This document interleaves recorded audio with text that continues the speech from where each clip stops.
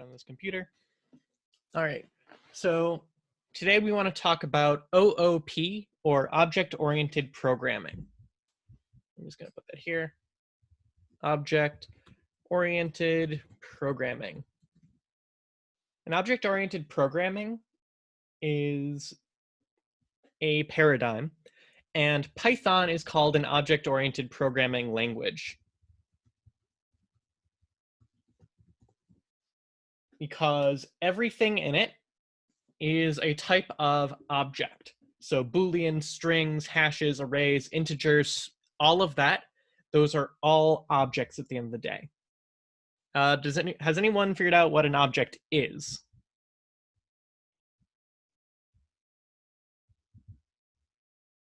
Or want to take a stab at it? A variable with like certain inherent properties. Yeah, so that's very close. An object is a type of data structure that has two staples of it. It has methods and it has attributes. So you can think of an object as a noun. Nouns can have attributes like adjectives and things that it does like that we can think of as verbs. So kind of an example is, imagine you have a dog. Every dog has attributes like its breed, its weight, its fur color, and they also have things that they can do. You know, they can sit, stay, fetch, lie down. So an object is a data structure with methods and attributes. And the way we can, and so what object-oriented programming allows us to do is allows us to create our own classes to create our own type of objects. And classes are how we organize an object. How object is organized. You can think of a class as kind of the blueprint for creating an object. So we're going to kind of get into what that looks like soon. But before I get into that, I want to kind of demonstrate just how things in Python are objects. Everything is. Sorry, I feel like I'm going to sneeze. Okay, I think I'm good. So I'm going to open up the Python shell. And I'm going to create, a string. So I could say string equals, this is a string. And if I run the help command on that string, all right, it says, no Python documented for found for this is a string, but if I do help for the string class, it shows me, okay, here's the string class. Here's class str, it has object, create a new string, object from the given. It's got a bunch of methods here, like add, contains. So these are all the methods defined in the string class. I can do help int, and it'll do the same thing. So it's got a whole, this is allowing me to take a look in how Python actually creates its data structures. It's all organized into this int class. So we're going to be able to create our own data structures, our own classes, to add some custom behavior to Python. And during that, sorry, you probably noticed that there were some methods with that, underscore, something that looks like this. We've used these before for that if name equals main stuff, but there's kind of a word we call these called Dunder Methods. And there's a link in the README for today that'll tell you a little bit about how Dunder Methods work. But generally, we're going to be using these two, as you'll see. All right. What questions do you have about object-oriented programming as a concept before we get into actually making our own classes?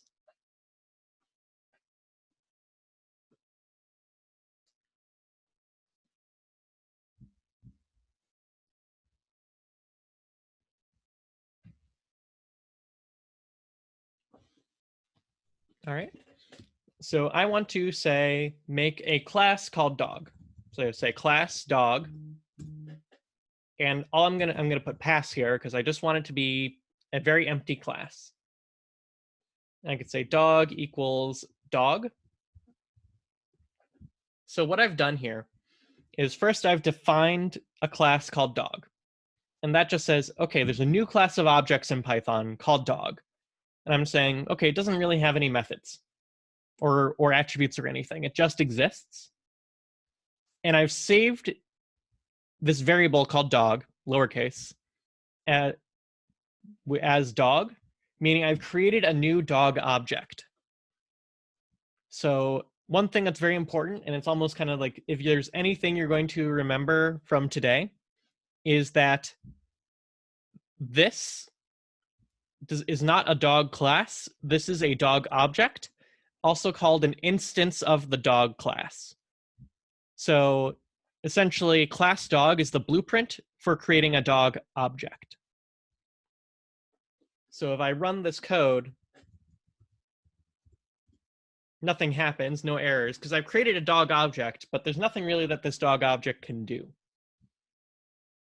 So let's give this thing some attributes and behaviors.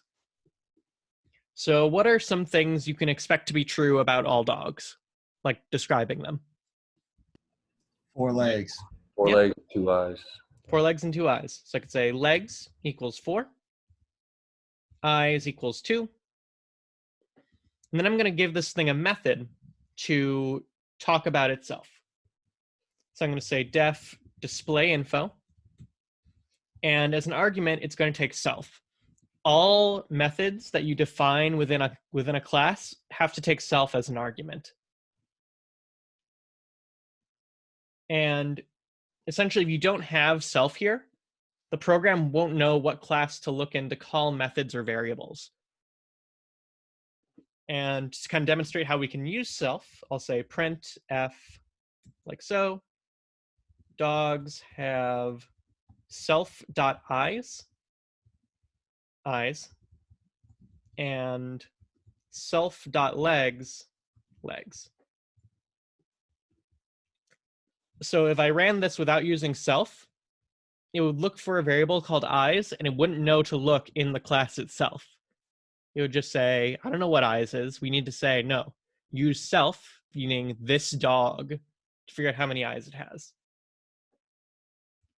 So now that I've done that, I can tell this dog object I've created to use the display info method that I've now created. And you notice I don't actually need to give it the self argument. That's kind of given automatically. So now if I run this code, dogs have 2 eyes and 4 legs. All right, what questions do you have so far about the way classes and objects work?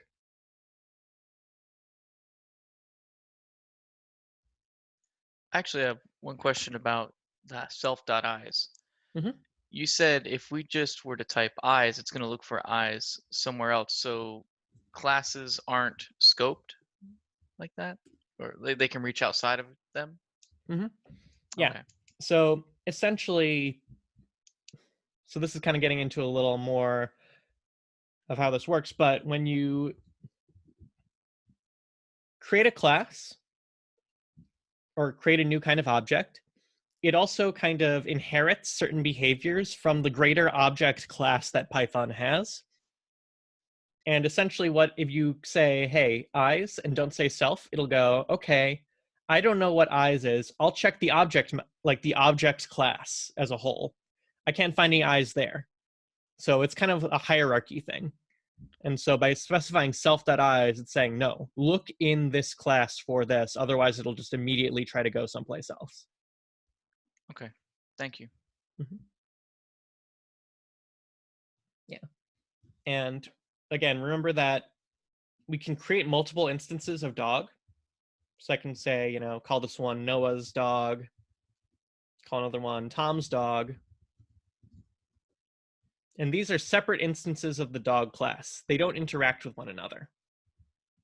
But if I can do Noah's dog.displayInfo and Tom's dog.displayInfo, they both have access to that method. And since I've already said dogs have 4 legs and 2 eyes, it'll run the same way.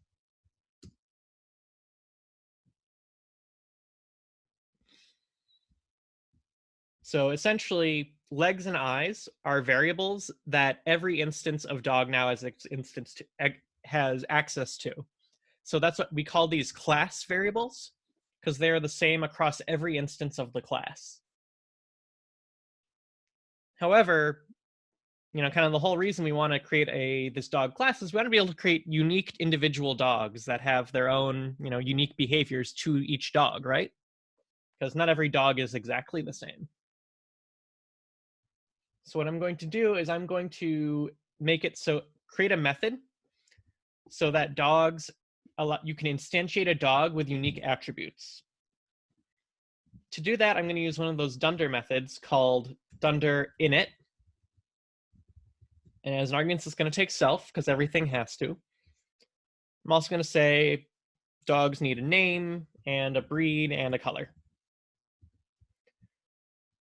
And what Dunder init is the method that runs when you create a new instance. So if I'm going to take out these arguments for now and just say print making new dog. When I run this, as soon as I did equals dog, the init method was running. And so it said printing making new dog. So all Dunder init is the same as equals dog parentheses like so. But now I want to make sure I can add it a name, a breed, and a color. And Can you repeat that last part again, Doe? You said init equals, or init is basically like saying dog parentheses. Yeah. So doing this dog parentheses, creating a new dog object, is calling on this internal init method that exists. Okay. And we could even run it as, I believe we could do dog.init like so and call on it explicitly. But, why would we do that when we can just say dog parentheses? All right, so now we can make sure it has arguments of name, breed, and color. But in order to make sure they get saved to this particular instance of dog, I would need to specify self.name equals name, self.breed equals breed, and self.color equals color. And these names don't have to match. I'm just doing that for simplicity's sake. But what I want to do here is I'm saying, okay, this particular instance of dog, meaning Noah's dog or Tom's dog, is going to have something called name that we passed in as an argument, passed to it and saved as self.name. So now I'm going to change my display info so that instead of saying how many eyes and legs the dog has, I'm going to say the dog's going to tell you its name and its color and breed. So I'll say self.name is a self.color, self.breed, put a new line character, and say, it has self.eyes, eyes, and self.legs, legs. So I'm going to say my dog, I'm going to call it Taz. He is a pug, and his color is brown. Tom, what's your dog's name and breed? The dog's name is Drake. It's a male waterfowl, and the breed is a chocolate lab.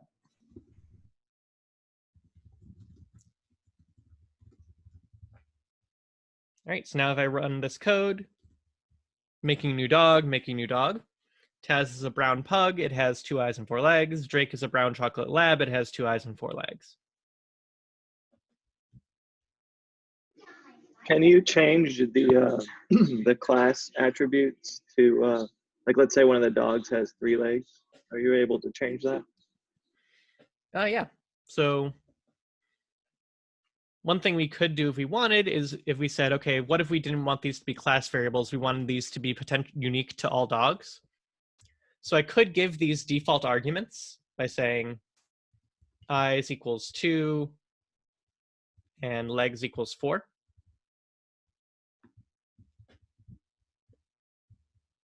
I could say self.eyes equals eyes and self.legs equals legs. So if I run this, it should still work because I didn't I gave these default values, meaning essentially eyes will either equal whatever I pass into it or 2, or legs will equal whatever I pass into it or 4. Noah, So how I would you make sure there's like a forced type conversion? So if your little method there, your initiation method, or any other method for that case in the class, is expecting, if you want it to be like an integer, like say they could instantiate, an object, and they could pass in a string like the string 9 instead of the number 9, right? Mm-hmm. How would you force that type conversion to where your class is dealing with that as an integer rather than a string? Mm-hmm. Good question. So I think the easiest way to do that would be, say something like if type of name equals str, and then do that and say self.name equals, self.name equals name, else, and then you can raise an error. That's one thing you can do. I don't know, Tom, is there a quicker way to do it than that, though? I don't think so, unless you like explicitly change a number that's input as a string into like an integer. But yeah, you just have to do checks. Yeah, I don't think the bottom of your there's a code again, built-in Nick? way to check it in besides using the if-else statements. No, can I see the bottom of your code again? Yeah. Thanks. You could cast it as an int, and even if it's an int, it'll still be an int. But if it's a string, it'll change. Well, I tried doing self dot, like age equals int, age, but that doesn't work when you print the object. It still says it's a string. So, Mhm. Yeah, and the reason for that is when you do this string stuff, it kind of it'll immediately convert any integers it gets into strings when it puts them into this thing right here.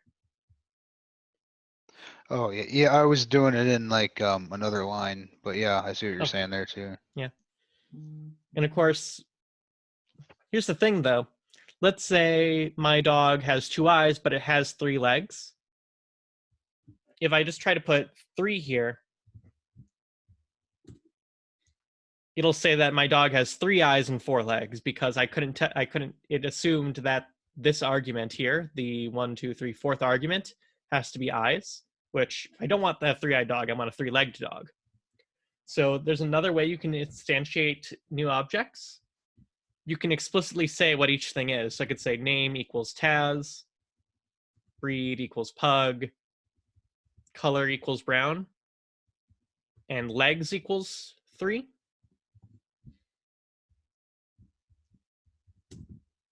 So now it says Taz is a brown pug. It has 2 eyes and 3 legs. So going back to the going back to the class variables, are they immutable once we make them? Good question. We can try that out. So let's say if I did a different class variable, so I don't have to worry about that eyes and legs stuff. So I could do, I don't know, language equals bark. So let's see what happens if I try to say, all right, I should be able to say Noah's dog dot language. Then I could say Noah's dog dot language equals growl. Let's see what happens if I print Noah's dog dot language a second time, and then also Tom's dog dot language.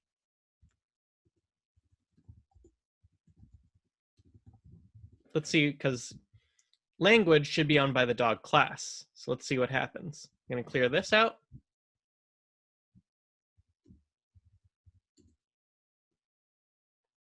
All right, so Noah's dog.language was bark. I changed it to growl, and then Noah's dog.language was growl, but Tom's dog.language was still set as bark. So you can reassign it within the context of an instance. So one instance, you can change that class variable. In this particular case, at least when you do this from the outside.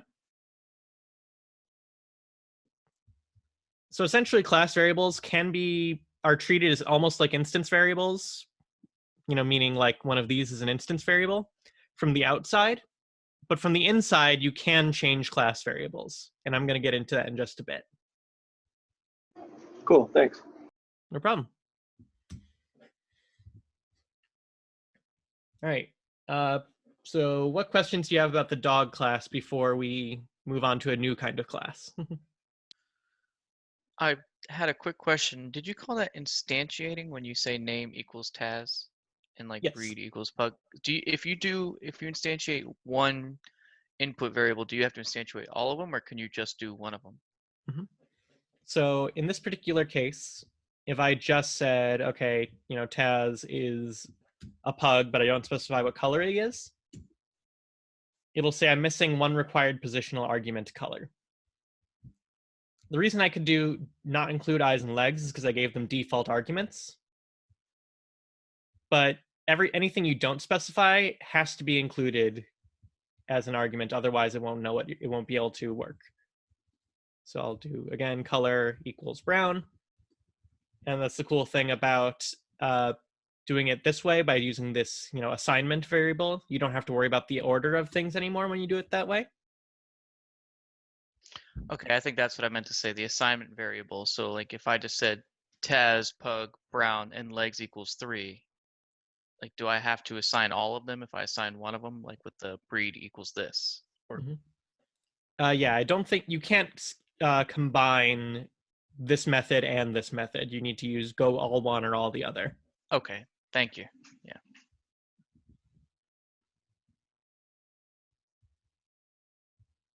All right. So I'm going to make a new class, maybe one that's a little more relevant to possible field. So I'm going to make a class called employee. I'm going to use the employee class to talk a little bit more about class variables. So I'm going to have my def init here. And I'm going to say an employee gets initialized with a first name, a last name, and a pay grade.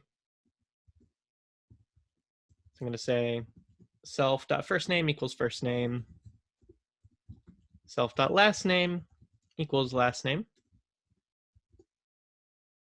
self.pay equals pay.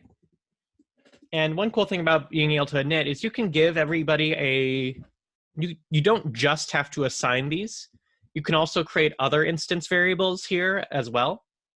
So I could say self.email equals, and then I'll say, there we go. First name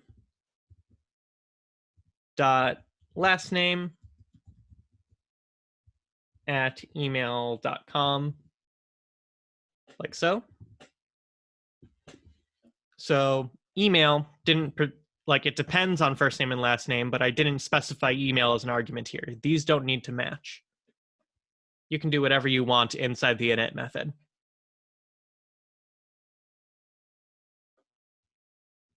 So, again, this is about the same as what we did with the dog method, but I want to give the employee class to have the ability to keep track of how many employees there are in total. So I'm going to create a class variable called number of employees. I'm going to say it starts at 0. And when I initialize a new employee, I'm going to tell the employee class. So I'm going to say employee.number of employees plus equals 1. And by specifying employee.number of employees, I want to make this variable change throughout every instance of this class. So for example, I do employee 1 equals a new employee. whose name is Noah Heinrich, whose pay is 50,000. I'm going to have employee 2 equal new employee named Tom Preet, whose pay is 900,000. Damn. And in between that, I'm going to print out employee dot number of employees.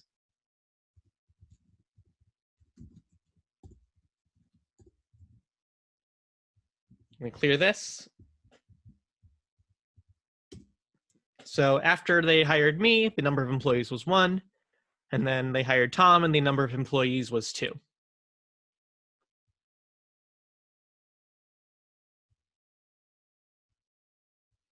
And I can also have other things as class variables.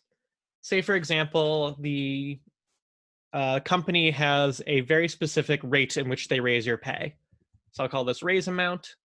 I'm going to say if you get a raise, they'll increase your pay by an extra 4%. So I'm going to say 1.04 is the raise amount. So I could give the method called, give raise, take self as an argument. I'm going to say self.pay is going to equal the integer version of self.pay times employee.raise amount.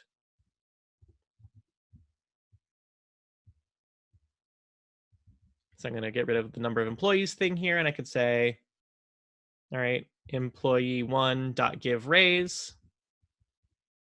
And then I print employee1.pay, like so. My salary is now $52,000 a year, $52,000 a year.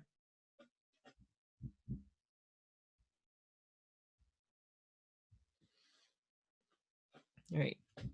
What questions do you have about class variables?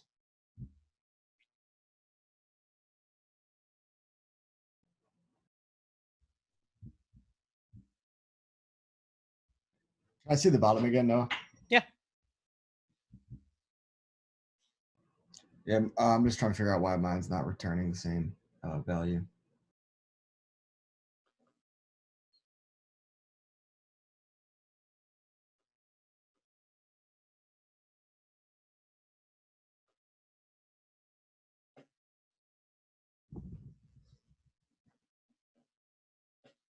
Right.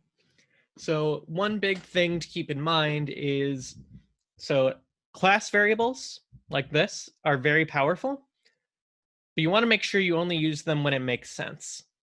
So I'm going to go back to the dogs class. Let's say I wanted to be able to teach my dogs new tricks. So I could say have a class variable called tricks, have that equal to an empty array, and you could create a method called def add trick, which takes self and a trick as an argument. And I want to say self.tricks.append trick. So does anyone recognize what might be the potential problem with this?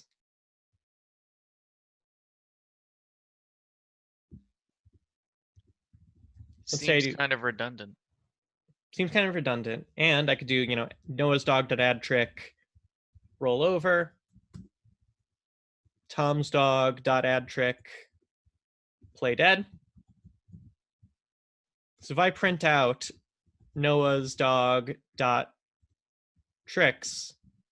what do you think we're going to see?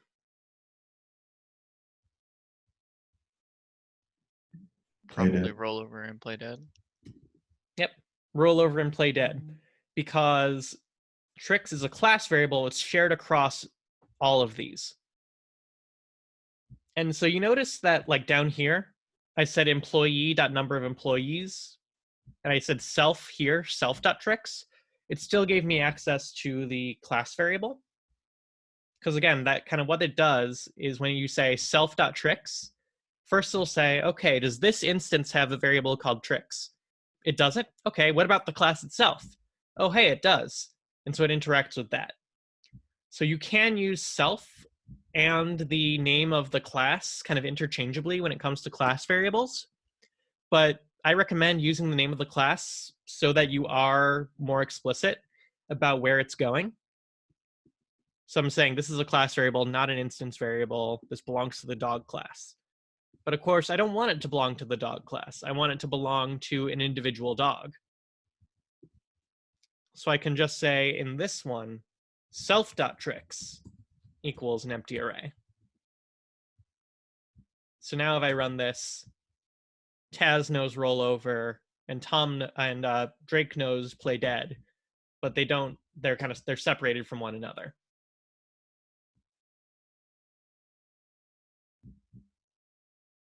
So generally speaking, as you go forward, class variables should be used sparingly because it's easy to mess them up, and again, they affect every instance of the class as opposed to just one of them.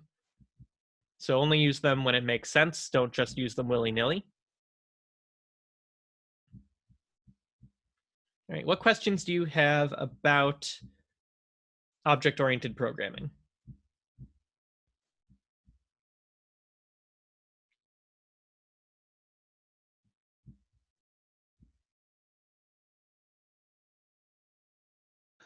Yeah, I got one. So how would we take in like a, I don't know, say you have a target amount, like of employees, you're only going to hire like 10 employees, right? You have a class variable like target amount equals 10.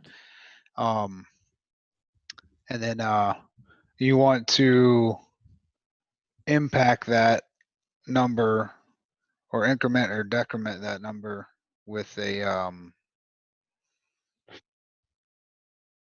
instantiation. Yeah, so in there somewhere, how would you increment or decrement that number in the class? Would you just create a new method to Yeah.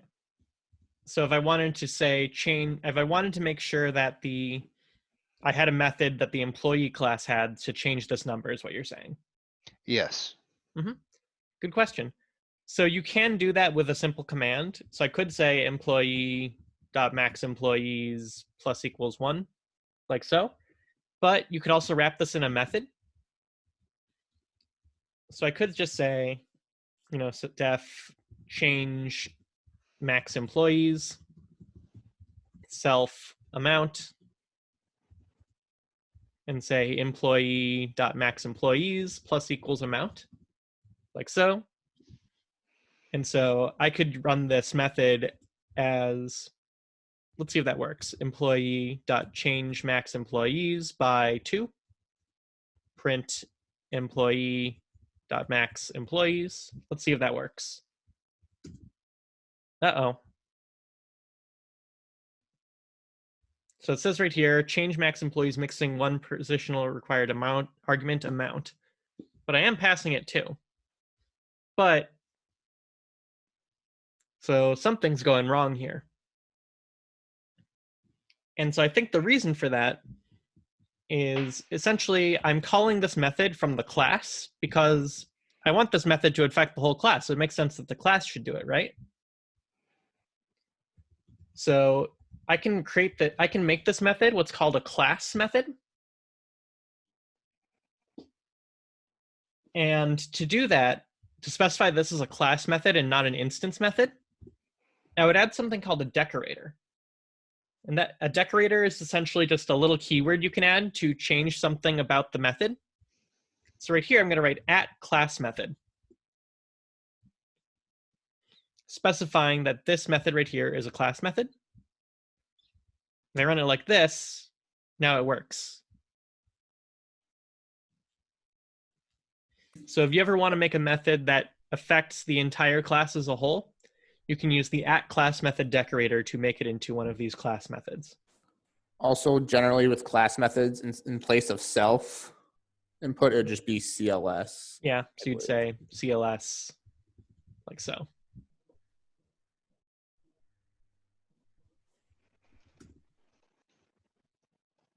That's a convention. So the CLS is just like syntax to make it easier to understand what it is? Yeah, it's a convention, just saying to make sure that, when we're talking about the class as a whole, as opposed to a nebulous self. Okay. So anytime you want to change a class variable, that's the way to do it. If you want to make a method to do that, this is the way you do it. Yeah. Okay. And as a whole, it's always better to make methods, whether class methods or instance methods, if you want to change things, as opposed to doing it directly, which you can. There's nothing stopping you. But wrapping them in methods is considered to be good practice, because you want to expose as little as possible to the end user. So I shouldn't have to have, somebody type in employee1.pay equals this. I want to they should be able to use the give raise method.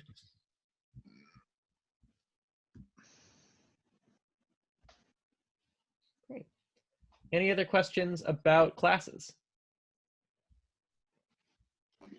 I just have a troubleshooting on my end. I keep running the kind of what we built, and it says the init takes 4 positional arguments, but 5 were given.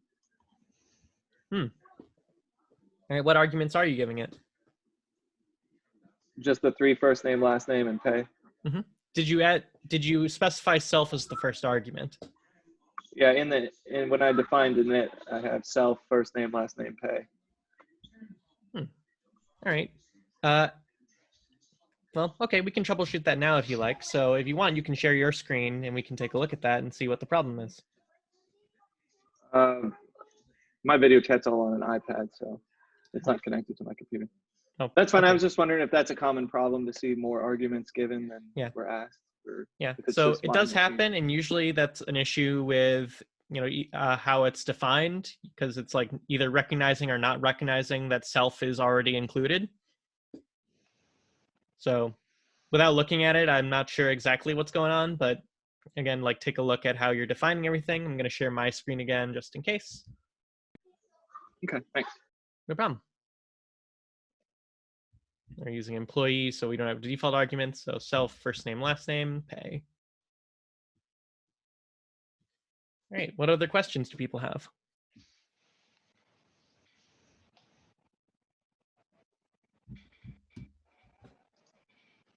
We never actually looked at the email, but that's creating an email for every instance of that class. Right? Yep. So I can print out employee1.email here. It's automatically created when I create a new instance, because again, init is just like any other method most of the time. So I can specify, okay, I want to make sure that the arguments get saved as instance variables, like so. But I can do anything else I want too. So I can create a new instance variable that isn't added as an argument. I can also change a class variable. I could do whatever I want. It's just a method. So you don't have to have consistent, like for the init method to create, an object with that property. You don't have to supply the argument in there. You can just add as many as you want down there. Yeah, I could say, self.access level equals 1. So why would you mismatch it? I guess that's my question. Why would you mismatch the, you know what I mean? Why would you not have the email up there in the incoming argument and then set it down below, or is there a reason for that? Well, in this case, I want to demonstrate that you don't have to pass it as an argument. And B, yeah, sometimes there are things things in a class you want to automatically generate. It shouldn't you don't want it to depend on me explicitly saying the email equals noah.heinrich@email.com. I'm specifically saying, you know what? Okay, given a first name and a last name, here's the pattern I want to create for the email address. Oh, so this is basically saying here's the employee, but they don't have to have an email argument. Yeah. So it'll work without providing an email here. Yeah. Yep, Yeah. exactly. Okay. So example, when you go to your first company, they're going to sign some papers. They're going to put you in their system, and it's going to automatically generate an email for you based off of your first name, last name type of thing. So when you're signing up for a new employee, they're not going to there's not going to be a form for you to fill out. Be like, hey, what email address do you want? It's automatically going to be generated for you. That is pretty cool. Mm-hmm. Yeah.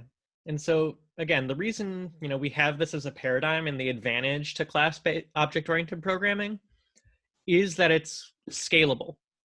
Meaning that, okay, now that I've created a blueprint for employees, for example, it's really easy to add employees. I just have to give it a certain number of arguments and just keep on doing that. Without that, I would have to have some kind of data structure in place to keep track of every single employee.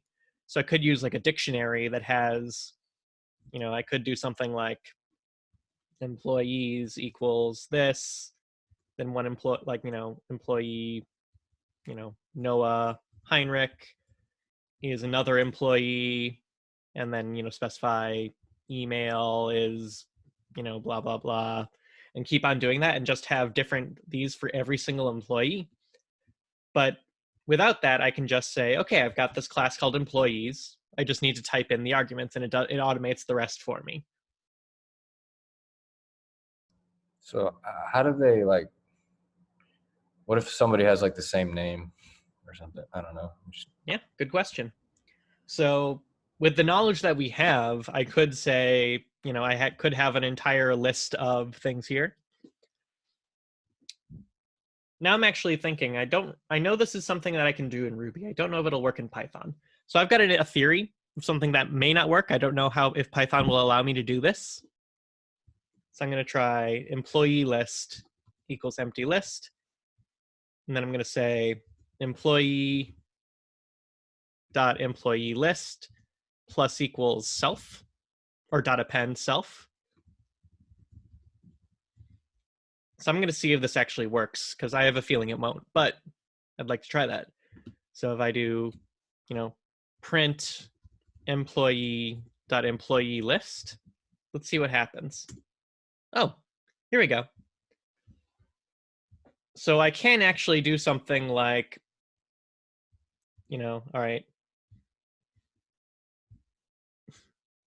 I would have to make a method that would essentially look through every employee object inside this list and check all of their emails and say, okay, if there is an email here, I could do that. Generally speaking, you're not going to have a class keep track of every instance of the class, because that's very top heavy, and we have something for that, called a database. But yeah, you would want to make a method that says, if something exists, if self.firstname is already a first name somehow, then you would have something that would say, you'd probably want to raise an error of some kind. So raise, I don't know what kind of argument it would be. But in general, things like keeping track of all of your employees, you wouldn't put on the class, you would put that onto a separate database. And we're going to cover that after this week. Okay, thank you. No problem. You were starting to touch on it there, but like if you did want to create some logic in the init method to not create the employee, like for James' example, like if you did have like the max number of employees already, yep. How would you like get out of the init method without creating a new instance of that class? Yeah. So the easiest way to do that is to use the raise method. And let me see, like if I wanted to raise, I don't know what type of argument would be best. Like Python raise exception. So let's find an exception that would work here. So we could just say raise exception. So you could say, raise exception too many employees. So I could do something like, I'm going to cut this and paste it later. So say if employee dot number of employees is greater than or equal to max employee dot max employees, then we could say raise exception too many employees. And raising an exception would essentially lets us create our own error that won't allow it to be instantiated. So if I do, max number of employees is 1 now. So I create an employee and then create employee 2. So we raise an exception too many employees. Thank you. No problem.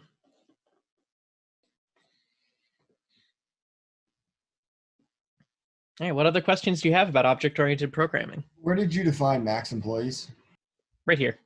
Okay, I see now. Thank you. And that if check for the max employees doesn't need to be at the top of that init method. Doesn't have to be. Okay. In this case, I can just, it all depends on what your preference. So I can have all this assignment and logic here, and then get to the bottom and say, okay, and when I add this employee to the number of employees, does that exception apply? Or I would probably, do it something like this. If employee.number of employees +1 equals that, then I would, something like that. And then say otherwise employee.number of employees. So when we finally invoke that class, we never need to call that function in it. We just do the class name, then dot, and we don't need to put anything in for self either. We just do dot, first name, last name, and then pay. I'm sorry, could you repeat that? I'm not sure I understood. Yeah, so if we're getting ready to say we're going to use this in a Python script later, or or like a main.py file, if we're getting ready to start adding employees to like an employee directory, would we do if you scroll up to the top, we have, to the employees. Yep. So we could do employee dot first name, comma last name, comma pay. That's how we would enter it in. Yeah, so if I wanted to create a new one, I could say, employee one equals employee that, or I could say, first name equals. Okay. And it'll work either way. The point is you never need to put in anything for self because it knows self means point to that class that it belongs to. Yeah, so we don't need to give it a self argument. That's kind of automatically given as the first argument no matter what we do. Okay. So yeah, we don't need to pass it. We don't need to say self here when we are invoking it. Yeah. It's kind of like it's a silent argument. You can think of it. Okay. So sometimes you'll see like, hey, this thing says I don't have enough arguments, and it says it takes one argument because that one argument it takes is self, even if you're not passing in anything. Okay, so self essentially always points towards the class, or it'll just the class, I guess, right? Yeah, so it'll by default point to this particular instance, this object, and then if it doesn't find anything, if like it doesn't find anything that applies to this instance, then it will check the class. So self is a very versatile and powerful word. And JavaScript, we're going to get into object-oriented JavaScript later. It has its own equivalent of that called this. But self will look inside the function first, and if it can't find anything, then it goes to the class. Yeah. So I could say, print self here. So when I give a raise, oh, wait, got rid of all of this.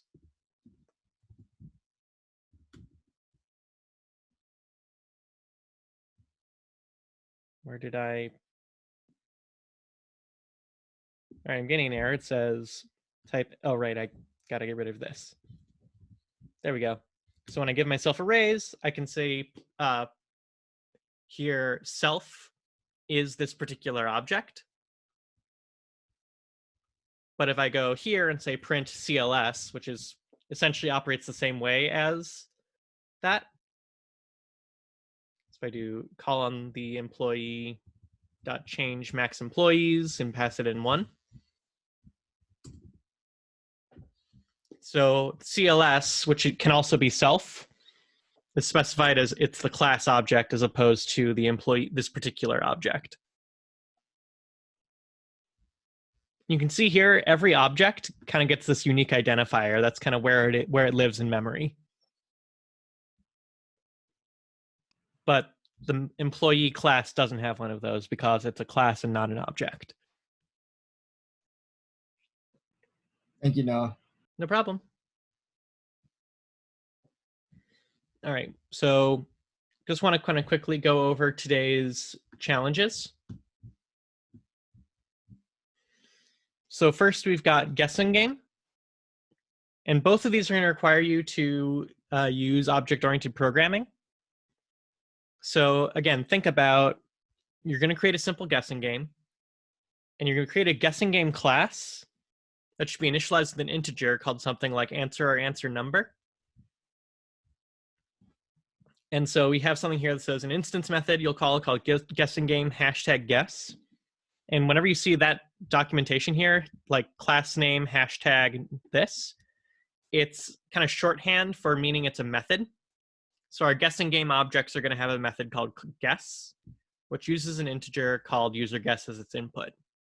So kind of the idea here is that when you play this game, you'll create a new guessing game like so, and then you'll be able to play it by using instance methods like solved and guessed and solved. So they kind of have some example stuff, driver code here. So you create a new guessing game with a random number, and then you say while game.solved equals false. So you'll need to make a method called solved in game. And then you just keep on having this method to do a guessing game. And then boggle, again, you're going to be creating a boggle class that each one will represent a new boggle board.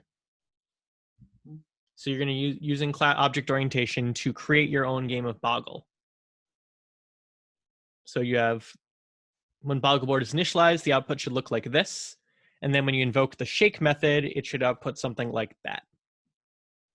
And then boggle kind of keeps on building on itself. It's a pretty big one. Great. Any other questions about object orientation or the rest of the day before we break?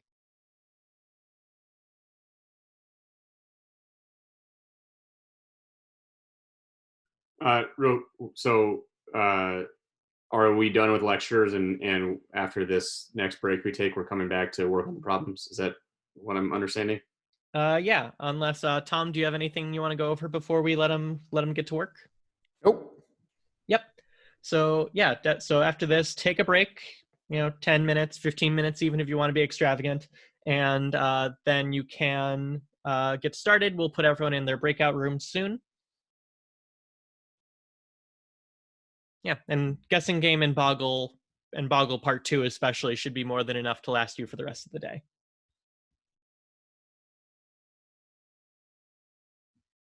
All right, I'm going to stop the recording.